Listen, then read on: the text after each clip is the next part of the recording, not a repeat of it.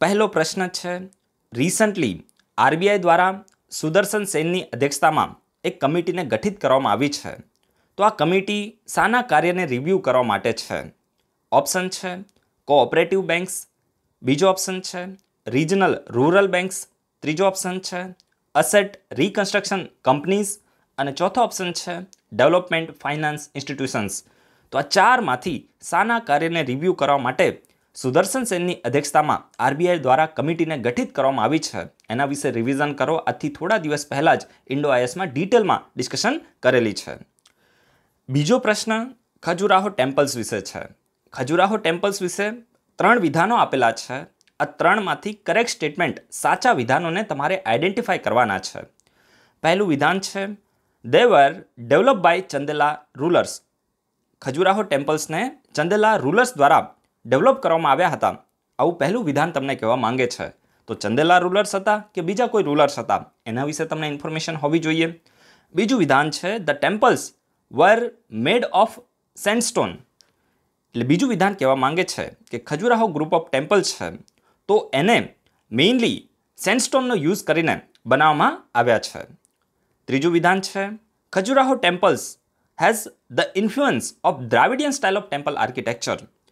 એટલે ત્રીજું વિધાન કહેવા માંગે છે કે ખજુરાહો ટેમ્પલમાં Dravidian style of temple architecture છે તો એનું ઇન્ફ્લુઅન્સ જોવા મળે છે. તો દ્રાવિડિયન સ્ટાઇલ છે કે નાગરા સ્ટાઇલ છે કે વેસારા સ્ટાઇલ છે કે બીજી કોઈ સ્ટાઇલ છે, એના વિશે તમને ઇન્ફોર્મેશન હોવી જોઈએ. તો હવે તમારી પાસે ઓપ્શન છે 1 and 3, 2 and 3, 1 and 2 અને 1, 2, 3. તો આમાંથી કરેક્ટ સ્ટેટમેન્ટને આઈડેન્ટિફાય કરો. મોસ્ટ ઇમ્પોર્ટન્ટ ટોપિક છે. આજનો પહેલો આર્ટિકલ G7 વિશે છે. ખૂબ જ ઇમ્પોર્ટન્ટ છે. દરેક એક્ઝામમાં પ્રશ્ન G7 વિશે બને છે. ખાસ કરીને આ G7 ગ્રુપની મેમ્બર કન્ટ્રીઝ કઈ કઈ છે, શું ઇન્ડિયા આનું મેમ્બર છે કે નહીં, આ તમને ખાસ ખબર હોવી જોઈએ. અને એકદમ સિમ્પલ છે. તો જસ્ટ ખાલી પહેલાં થોડો માહોલ બનાવી દઈએ કે G7 ગ્રુપ હાલ ન્યૂઝમાં કેમ આવ્યું છે. તો જુઓ, G7 છે ને, તો આનું ફૂલ ફોર્મ શું થાય છે? Group of 7. તો એના નામથી જ તમે સમજી શકો છો કે 7 દેશોનું આ ગ્રુપ છે, રાઈટ. અને દર વર્ષે આની એન્યુઅલ સમિટ થતી હોય છે અને એ સમિટની અંદર ખાસ કરીને એ દેશના જે લીડર હોય, જે દેશની અંદર સમિટ થઈ હોય, તો એ દેશના લીડર એ સમિટને પ્રિસાઇડ કરતા હોય છે, રાઈટ. તો એવી જ રીતે એ એન્યુઅલ સમિટ થાય ને, તો ત્યારે ખાસ કરીને દેશના મેઇન લીડર છે તો એ સમિટની અંદર પાર્ટિસિપેટ કરે. પણ એવી જ રીતે G7 કન્ટ્રીઝના ફોરેન મિનિસ્ટરની મિટિંગ પણ થાય છે. તો એ જે ફોરેન મિનિસ્ટરની મિટિંગ હોય, વિદેશ પ્રધાનોની મિટિંગ હોય, તો એ હાલ અત્યારે રિસન્ટલી લંડનમાં થઈ છે. જે UK છે તો એના લંડનમાં મિટિંગ થઈ છે અને આ મિટિંગની અંદર આપણા ફોરેન અફેર્સ મિનિસ્ટર S જયશંકરે પણ પાર્ટિસિપેટ કર્યું છે. હવે ઇન્ડિયા G7નું મેમ્બર નથી, પણ ઇન્ડિયાને ઇન્વાઇટ કરવામાં આવ્યું હતું કે ભાઈ તમે પણ આ G7ની મિટિંગ થવાની છે તો એમાં પાર્ટિસિપેટ કરજો. અને અત્યારે જે ફોરેન મિનિસ્ટરની મિટિંગ થઈ છે, જો હેડ ઓફ ધ સ્ટેટ છે તો એની મિટિંગ નથી થઈ. આ ફેક્ટ તમે યાદ રાખજો કે જે દેશના લીડર છે એની મિટિંગ પણ નથી થઈ. આ મિટિંગ ફોરેન મિનિસ્ટરની થઈ છે ને એમાં પણ ઇન્ડિયાને ઇન્વાઇટ કરવામાં આવ્યું છે. તો ઇન્ડિયાના ફોરેન મિનિસ્ટરે એમાં પાર્ટિસિપેટ કર્યું છે. તો આ તમને ફેક્ટ ખબર પડીને. હવે બીજી ઇમ્પોર્ટન્ટ વસ્તુ મારે તમને એ કહેવી છે કે જે G7 છે ને, તો એક ઇન્ટર ગવર્મેન્ટલ ઓર્ગેનાઇઝેશન છે. કેવું છે? ઇન્ટર ગવર્મેન્ટલ ઓર્ગેનાઇઝેશન છે અને ઇનફોર્મલ ઓર્ગેનાઇઝેશન છે. ઇનફોર્મલ છે, ફોર્મલ નથી. આ તમે યાદ રાખજો. જે પણ G7ની સમિટ થઈ હોય અને એમાં ડિસિઝન લેવામાં આવ્યા હોય તો એ ડિસિઝન બાઇન્ડિંગ હોતા નથી દેશો ઉપર. તો આ તમને ખબર પડી ગઈ. અને બીજું ઇમ્પોર્ટન્ટ ફેક્ટ એ છે કે જે G7 છે ને, તો આનું કોઈ ફોર્મલ કોન્સ્ટિટ્યુશન નથી કે આનું કોઈ ફોર્મલ સેક્રેટરીએટ નથી. સમજી ગયા? તો આ બધા ફેક્ટ તમારે યાદ રાખવાના છે. કોઈ આનું સેક્રેટરીએટ નથી અને દર વર્ષે આની જે સમિટ થાય છે ને, તો રોટેટિંગ હોય છે. એટલે કે વારાફરતી જે પણ દેશો હોય તો એમાં સમિટ થતી હોય છે. તો G7માં કેટલા દેશો મેમ્બર છે ને, તો આ તમારે છે ને કોન્ટિનેન્ટ વાઇઝ યાદ રાખવાનું છે. અમુક લોકો ગોખતા હોય છે, ગોખવાનું નહીં. તમે કોન્ટિનેન્ટ વાઇઝ યાદ રાખશો ને, જે રીતે 2020ની પ્રિલિમ એક્ઝામમાં G20 જે કન્ટ્રીઝ છે તો એમાં કયા કયા દેશો મેમ્બર છે, G20 ગ્રુપ છે તો એમાં કયા કયા દેશો મેમ્બર છે, આવો પ્રશ્ન પૂછવામાં આવ્યો હતો. સમજી ગયા? અને એમાં તમને ઘણા બધા 4 ઓપ્શન આપ્યા હતા અને એમાંથી તમારે એલિમિનેશન ટેકનિકનો યુઝ કરીને આન્સર આપવાનો હતો. પણ એ કોણ કરી શકે? જેને ગોખ્યું ના હોય. સમજી ગયા? જેને કોન્ટિનેન્ટ વાઇઝ યાદ રાખ્યું હોય, ભાઈ આ કોન્ટિનેન્ટની અંદર આટલા દેશો મેમ્બર છે, તો એ આસાનીથી એ ક્વેશ્ચનનો આન્સર આપી શકે, રાઈટ. તો હવે આપણે શું કરીએ? G7ની મેમ્બર કન્ટ્રીઝ કઈ છે તો એના વિશે ઇન્ફોર્મેશન લઈએ. તો તમે જોશો કે જે નોર્થ અમેરિકા છે ને, તો એમાં ફક્ત 2 દેશો છે. નોર્થ અમેરિકામાં ફક્ત 2 દેશો છે. અને આ જે ગ્રુપ છે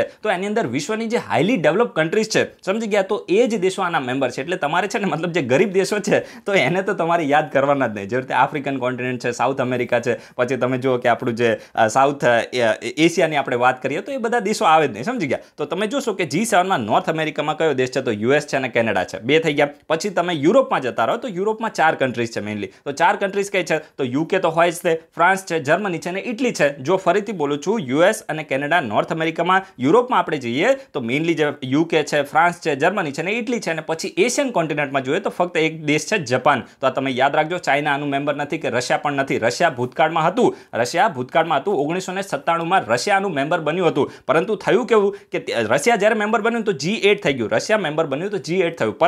પરંતુ ખાસ કરીને 2014માં રશિયાએ શું કર્યું કે જે યુક્રેન છે ને, યુક્રેન તો એનો ભાગ હતો ક્રિમિયા, તો એને રશિયા દ્વારા એનેક્સ કરી લેવામાં આવ્યું. એનેક્સ કરવું એટલે તમે સમજ્યા ને કે હડપી લેવામાં આવ્યું, અને એના હિસાબથી જે પણ આ બધી યુરોપિયન કન્ટ્રીઝ છે ને, નોર્થ અમેરિકા છે ને, તો એ બધી કન્ટ્રીઝ ગુસ્સે થઈ ગઈ. એટલા માટે રશિયાને આ G8 ગ્રુપ હતું એમાંથી હટાવી દેવામાં આવ્યું 2014માં, અને એટલા માટે ફરીથી જે 1997માં રશિયા મેમ્બર બન્યું હતું 2014માં હટાવી દેવામાં આવ્યું, અને ફરીથી જે G8 હતું એ G7 બની ગયું. તો આ તમને ખબર પડી કે રશિયાને શા માટે હટાવવામાં આવ્યું, કે રશિયા દ્વારા ક્રિમિયન પેનિન્સુલા છે તો એને હડપી લેવામાં આવ્યો, એનેક્સ કરી લેવામાં આવ્યો, અને એટલા જ માટે રશિયાને ગ્રુપમાંથી બહાર કરી દેવામાં આવ્યું. તો આ મહત્વના ફેક્ટ હતા. તો ફરીથી અહીંયા જે પણ લખ્યું છે એને હું તમને રિવાઇઝ કરી દઉં કે ઇન્ડિયા છે તો એને આ મીટિંગની અંદર એક મહેમાન કન્ટ્રી તરીકે, ગેસ્ટ કન્ટ્રી તરીકે ઇન્વાઇટ કરવામાં આવી છે લંડન દ્વારા. લંડનની અંદર જો હાલ આ વર્ષે જે લંડનની અંદર G7ની સમિટ થવાની છે, તો એના મેઇનલી એ સમિટની અંદર ખાસ કરીને હોસ્ટ કન્ટ્રી કયું છે તો યુકે છે. તો આ ફેક્ટ પણ તમે યાદ રાખજો. G7 નું ફૂલ ફોર્મ થાય છે ગ્રુપ ઓફ 7, અને મેમ્બર કન્ટ્રીઝ તો મેં તમને ઓલરેડી કીધી છે.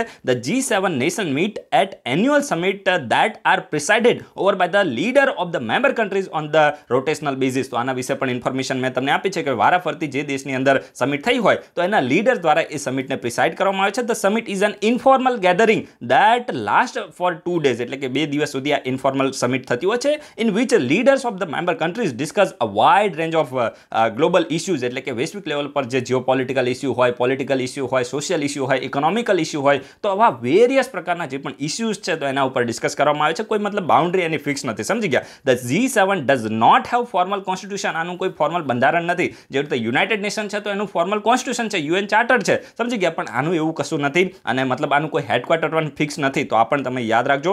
The decision taken by the leaders during the annual summit are non binding, એટલે કે જે પણ ડિસિઝન લેવામાં આવે છે તો એ કોઈ બાઇન્ડિંગ નથી, અને આ ઇન્ટરગવર્મેન્ટલ ઓર્ગેનાઇઝેશન છે, ઇન્ફોર્મલ ઓર્ગેનાઇઝેશન છે. ક્યારે બન્યું હતું તો 1975, નોટ ડાઉન કરો, 1974માં આ જે ગ્રુપ છે તો એ બન્યું હતું by the top economics of the time as an informal forum to discuss the pressing the world issue, એટલે કે મેઇનલી જે પણ વર્લ્ડ ઇશ્યુ હોય તો એના ઉપર ડિસ્કસ કરવા માટે જે પણ ટોપ ઇકોનોમિક્સ છે તો એના દ્વારા ગ્રુપને બનાવવામાં આવ્યું હતું. Canada join the group in 1976. કેનેડાએ આ ગ્રુપને ક્યારે જોઈન કર્યું હતું તો 1976માં, સમજી ગયા. 1976માં જે ગ્રુપ છે તો એને જોઈન કર્યું હતું, અને પછી જે યુરોપિયન યુનિયન છે તો એને પણ આની મીટિંગને અટેન્ડ કરવાનું ક્યારે કર્યું તો 1977માં, સમજી ગયા. તો આ તમે યાદ રાખજો કે જે યુરોપિયન યુનિયન છે ને તો એ પણ આની મીટિંગ છે તો એને અટેન્ડ કરે છે. The G7 was known as the G8 for several years after the original 7 were join by the Russia in 1997, એટલે કે 1997માં જે રશિયાએ જોઈન કર્યું એના પછી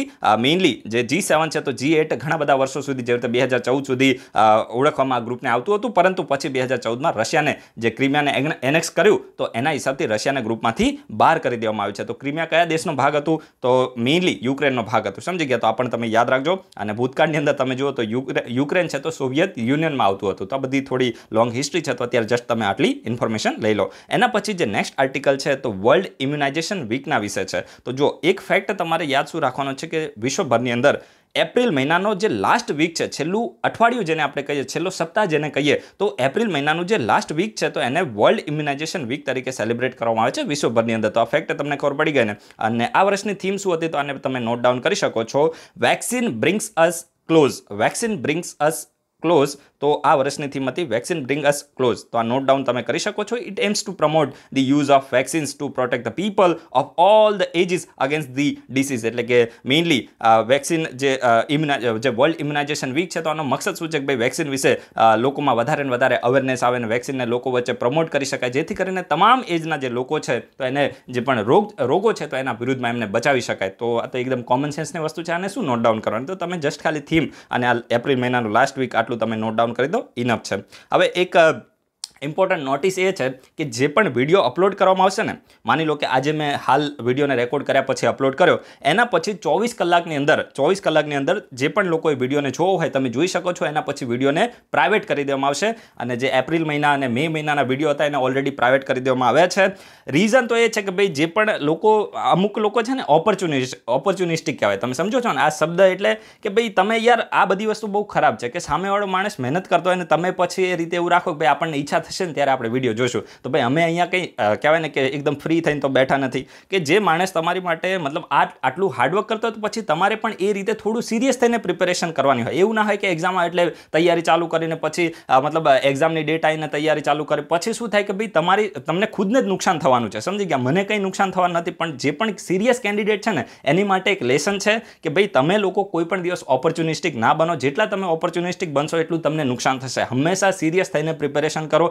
જો તમે એવું રાખશો કે ભાઈ મારી ઈચ્છા થશે ને ત્યારે હું રીડિંગ કરીશ, તો પછી એક્ઝામમાં તમે પાસ ત્યારે થશો જ્યારે ભગવાનની ઈચ્છા થશે. સમજી ગયા? મતલબ પાસ થશો જ નહીં, આવું તમે નોટ ડાઉન કરી દો. જો તમે રેગ્યુલર નથી તો પાસ નહીં થાવ. આવું તમારી જે પણ નોટ છે ને એના પહેલા પત્તા ઉપર લખી દો કે હું રેગ્યુલર નથી એટલા માટે હું કોઈ એક્ઝામ પાસ થવાનું નથી અને હું આખી જિંદગી બેરોજગાર રહેવાનો છું કે રહેવાની છું. આવું લખી દેજો. સમજી ગયા? તમને આ શબ્દો કદાચ કડવા લાગશે, પણ રેગ્યુલારિટી એ જે ખૂબ જ સક્સેસ માટે જરૂર હોય છે. તમે જુઓ કે આટલા બધા દિવસો થયા, શું મને પણ ક્યારે હું બીમાર નહીં થયો, પછી મારે પણ કોઈ કામ નહીં હોય, મને પણ ક્યારેક એવું થયું હશે કે ભાઈ આજે મારે નથી ઉઠવું, આજે હું થોડો આરામ કરી લઉં. પણ તમે જુઓ કન્સિસ્ટન્સી, કેટલી કન્સિસ્ટન્સી આપણે રાખીશું. ખુદની વાવાઈ નથી કરતો, પણ હું જસ્ટ ખાલી તમને, આપણે એવું નથી કે ભાઈ મોટા મોટા ઉપદેશો આપ્યા એની પહેલાં આપણે ફોલો કરીએ છીએ. તમે જોયું હશે કે આપણી રેગ્યુલારિટી છે, દરરોજ કોઈ પણ કન્ડિશનની અંદર વિડીયો આવે છે, તો પછી તમારે પણ એ પ્રકારની કન્સિસ્ટન્સી રાખવી પડે, સપોર્ટ કરવો પડે, ક્વેશ્ચન પૂછે તેને આન્સર આપવા પડે. સામેવાળો માણસ છે તો એ એફર્ટ્સ લગાવે છે, તો તમારે પણ થોડા એફર્ટ્સ લગાવવા પડે ને. હંમેશા કોઈ પણ વસ્તુ છે ને એ બાયલેટરલ ચાલે. સમજી ગયા? એ તમે માની લો કે એક તરફથી જ બધા એફર્ટ્સ લગાવો તો એમાં કોઈ દિવસ તમને સક્સેસ ના મળે. તો હું તમને એટલું જ કહીશ કે દરેક લોકો રેગ્યુલારિટી રાખે. એક્ઝામ પોસ્ટપોન થઈ છે તો ભાઈ અત્યારે સિચ્યુએશન એવી છે એટલા માટે, અધરવાઇઝ દાસા સાહેબ ગમે તે પરિસ્થિતિમાં એક્ઝામ લેવા માટે તૈયાર છે. સમજી ગયા? તો સિચ્યુએશન એવી છે તો આરામ ના કરવાનો હોય, રેગ્યુલારિટી રાખવી પડે. અને જો હવે નહીં રાખો તો પછી ગમે ત્યારે ચેનલ પણ બંધ થઈ જશે. આ મારો ધંધો નથી. હું ફરીથી તમને કહું છું કે જે મારું દિવસનું કામ છે તો હું કરું છું. આ જસ્ટ ખાલી મારો એક્સ્ટ્રા એફર્ટ્સ છે અને જેનાથી મને ખુશી મળે છે એટલું કરું છું. પણ એ જે ખુશી છે તો પછી એવું ના હોય કે ભાઈ આપણા શબ્દોની કિંમત ના હોય. તો ત્યાં હવે તમે જુઓ કે પેલું 45 મિનિટ હું કન્ટિન્યુઅસલી બોલ્યો છું અને 45 મિનિટ મેં મારા જે એફર્ટ્સ લગાયા એની સામે લોકોએ 4 થી 5 મિનિટ સુધી વિડીયો જોયો છે. તો ભાઈ આ તો આપણા શબ્દોની કિંમત નથી કહેવાય ને. આટલું જ હું બીજી ક્યાંક જગ્યાએ બોલું તો ભાઈ આની કંઈક વેલ્યુ હોય. સમજી ગયા? તો આ બધી વસ્તુને તમારે ધ્યાનમાં લેવી પડે. સમજી ગયા? કોઈ પણ વસ્તુ ફ્રી હોય એટલે એવું ના હોય કે એમાં કોઈ ક્વોલિટી ના હોય. હું તમને છાતી ઠોકીને કહું છું કે ડીવાયએસઓની એક્ઝામમાં જો એમાંથી પ્રશ્નો ના બને તો આપણે ચેનલ બંધ કરી નાખશું. એ જે મેં તમને 45 મિનિટનો વિડીયો આપે ને એમાંથી બેઠા બેઠા પ્રશ્નો બનશે અને આપણી 100% ગેરંટી છે. સમજી ગયા? તો જેને નથી જોયું એનાથી કોઈ આપણને ફરક પડતો નથી. પણ અમુક લોકો એવી પણ કમેન્ટ કરી કે વ્યૂ ઓછા આવ્યા. ભાઈ વ્યૂથી મને કાંઈ લેવા દેવા નથી, પણ એટલીસ્ટ જે આપણા લોકો વિડીયોને જોવે છે ને, તમે પૂરો વિડીયો જુઓ તો એમાંથી જે પણ આપણી એનર્જી ઇન્વેસ્ટ થઈ છે તો એનાથી કંઈક લોકોને ફાયદો થાય. સમજી ગયા? 4 મિનિટ તમે વિડીયો જોઈને બંધ કરો તો પછી એનો મતલબ એ થયો કે ભાઈ આપણા શબ્દોની કિંમત નથી. સમજી ગયા? વ્યૂથી કાંઈ ફરક પડતો જ નથી. ભાઈ મારે જો વ્યૂ લેવા હોય ને તો હું ચાઇના અને પાકિસ્તાન ઉપર વિડીયો બનાવીને લાખમાં વિડીયોના વ્યૂ લઈને આવું, પણ એ બધા પછી મૂર્ખાઓની સેનાને ભેગી કરી કહેવાય. સમજી ગયા? અને એ આપણે ક્યારેય કરવું નથી. તો હવે રેગ્યુલારિટી રાખજો, અધરવાઇઝ હું ચેનલને બંધ કરી દઈશ. હું ઓપનલી કહું છું, this is not my business. This is not my business. સમજી ગયા? આપણો ધંધો નથી. ફરીથી હું કહું છું, અને teaching is my passion, not profession. આ પણ હું તમને ઓપનલી કહું છું. હું પ્રોફેશનથી ટીચર પણ નથી. સો ગાઈઝ, હવે આપણે ડિસ્કશનની શરૂઆત કરીએ. જે લોકો સમજવાવાળા છે એ સમજી જશે, અને નહીં સમજવાવાળાને તમે 17 વખત કહેશો તો પણ સમજવાના નથી. તો હું આશા રાખું કે આ બધા જે પણ વિડીયો જોવે છે તો ભવિષ્યના બ્યુરોક્રેટ છે અને એક જ વારમાં હું શું કહેવા માંગુ છું ને સમજી જશે. તો હવે મારે બીજી વાર કહેવું ના પડે એવી આપણે અપેક્ષા રાખીએ છીએ. સો ગાઈઝ, હવે ડિસ્કશનની શરૂઆત કરીએ. નેક્સ્ટ જે આર્ટિકલ છે ને તો તાઇવાનના વિશે છે. તો ભાઈ તાઇવાને ઇન્ડિયાની મદદ કરી છે અને ખૂબ જ સારી એવી બાબત છે. ખાસ કરીને જે ઓક્સિજન જનરેટર છે અને ઓક્સિજન માટેના કન્ટેનર ને આ બધું છે તો ઇન્ડિયાને મોકલ્યું છે, કારણ કે આપણા દેશની અંદર સિચ્યુએશન થોડી ખરાબ ચાલી રહી છે અને જે પણ આપણા ફ્રેન્ડલી નેશન છે તો ઇન્ડિયાની ખરાબ પરિસ્થિતિમાં, ખરાબ સિચ્યુએશનની અંદર ખાસ કરીને મહેનત કરવા માટે આવ્યા છે. ખરાબ પરિસ્થિતિની અંદર ઇન્ડિયાની મદદ કરવા માટે આવ્યા છે. તો આપણે શું કરીએ, થોડી તાઇવાનના વિશે ઇન્ફોર્મેશન લઈએ. તો તાઇવાન છે તો ખાસ કરીને એનું ઓફિશિયલ નામ શું છે તો રિપબ્લિક ઓફ ચાઇના. તમે નોટ ડાઉન કરો. જે તાઇવાન છે તો એનું ઓફિશિયલ નામ છે રિપબ્લિક ઓફ ચાઇના, અને જે જિનપિંગ વાળું ચાઇના છે ને તો એનું ફૂલ ફોર્મ, એનું જે ઓફિશિયલ નામ છે પીપલ્સ રિપબ્લિક ઓફ ચાઇના. તો આ બંનેમાં તમારે કન્ફ્યુઝ થવાનું નથી. રિપબ્લિક ઓફ ચાઇના ROC લખ્યું હોય તો એનો મતલબ શું થાય છે તાઇવાન, અને પીપલ્સ રિપબ્લિક ઓફ ચાઇના લખ્યું હોય તો એનો મતલબ શું થાય છે તો એ પેલું જિનપિંગ વાળું ચાઇના. તો આ ફેક્ટ તમારે યાદ રાખવાનું છે. છે. હવે આપણે આની થોડી જ્યોગ્રાફી વિશે વાત કરીએ. So it is a state in East Asia, એટલે કે જે ઈસ્ટ એશિયા છે તો એમાં આવેલો આ તાઇવાન એક દેશ છે with a neighbouring state including the People's Republic of China to the west. એટલે કે માની લો જસ્ટ ખાલી હું તમને હાઇપોથેટિકલ એક્ઝામ્પલ આપું છું, આ તાઇવાન છે, સમજી ગયા. તો People's Republic of China to the west એટલે કે આના વેસ્ટમાં કયો દેશ છે તો ચાઇના છે, તો આ ચાઇના છે, સમજી ગયા. તાઇવાન છે, પછી Japan to the north East એટલે કે નોર્થ ઈસ્ટમાં તમે જુઓ તો જાપાન છે, અને ફિલિપિન્સ ટુ ધી સાઉથ એટલે કે સાઉથમાં કયો દેશ છે, ફિલિપિન્સમાં છે. તમારે મેપમાં ઓક્સફર્ડના મેપમાં આને લોકેટ કરી લેવાનું છે તો તમને ખબર પડી ગઈ હશે. The East China C lies to the north એટલે કે માની લો કે આ તાઇવાન છે, સમજી ગયા. માની લો કે આ તાઇવાન છે તો East China C lies to the north એટલે કે અહીંયા તાઇવાન છે તો નોર્થમાં શું છે, ઈસ્ટ ચાઇના સી છે. Philippines C to the East એટલે કે ઈસ્ટમાં તમે જુઓ તો ફિલિપિન્સ સી છે. પછી લુઝોન સ્ટેટ, આ નોટ ડાઉન કરો, તાઇવાનના સાઉથમાં લુઝોન સ્ટેટ છે, એક્ઝેક્ટ સાઉથમાં લુઝોન સ્ટેટ આવેલી છે, તો તમારે ખાસ નોટ ડાઉન કરવાનું છે. તાઇવાનના સાઉથમાં લુઝોન સ્ટેટ છે to directly to its south, અને south China sea to its south west એટલે કે સાઉથ વેસ્ટમાં તમે જુઓ તો સાઉથ ચાઇના સી છે, તો આને પણ તમે નોટ ડાઉન કરી શકો છો. મેપમાં તમે બધું ડ્રો કરી નાખજો, રફલી એક મેપ ડ્રો કરી દેજો, right. The Taiwan state separate the Iceland of the Taiwan from mainland China એટલે માની લો કે આ ચાઇના છે, સમજી ગયા, અને આ તાઇવાન છે, તો બંને વચ્ચે કઈ સ્ટેટ આવેલી છે તો આ છે તાઇવાન સ્ટેટ. આને તમે ખાસ નોટ ડાઉન કરજો, મોસ્ટ ઇમ્પોર્ટન્ટ છે. તાઇવાન સ્ટેટ મેઇનલી તાઇવાનને મેઇનલેન્ડ ચાઇનાથી અલગ કરે છે, સમજી ગયા. તો આ ફેક્ટ પણ તમે નોટ ડાઉન કર્યો હશે. પછી તાઇવાનનું કેપિટલ કયું છે તો Taipei, right. And Taiwan is no longer a member of the United Nations having been replaced by People's Republic of China in 1971. યાદ રાખજો, Taiwan is no longer member of United Nations. United નેશનનું હાલ જે Taiwan છે તો એ member નથી. having been replaced by the People's Republic of China એટલે કે જિનપિંગ વાળું ચાઇના છે તો એને તાઇવાનને 1971માં રિપ્લેસ કરી દીધું છે. અને mainly Taiwan is claim by PRC એટલે કે જે હાલનું તાઇવાન છે ને તો એના ઉપર કોનો ક્લેમ છે કે ભાઈ આ ટેરેટરી અમારી છે, તો મેઇનલી ચાઇનાનો ક્લેમ છે. ચાઇના એવું બોલે છે કે ભાઈ તાઇવાન છે તો એ તો અમારો જ ભાગ છે, જેમ આપણું અરુણાચલ પ્રદેશના બધું ક્લેમ કરે છે ને, તો એવી જ રીતે તાઇવાનને પણ એમ બોલે છે કે ભાઈ આ તો અમારો જ ભાગ છે.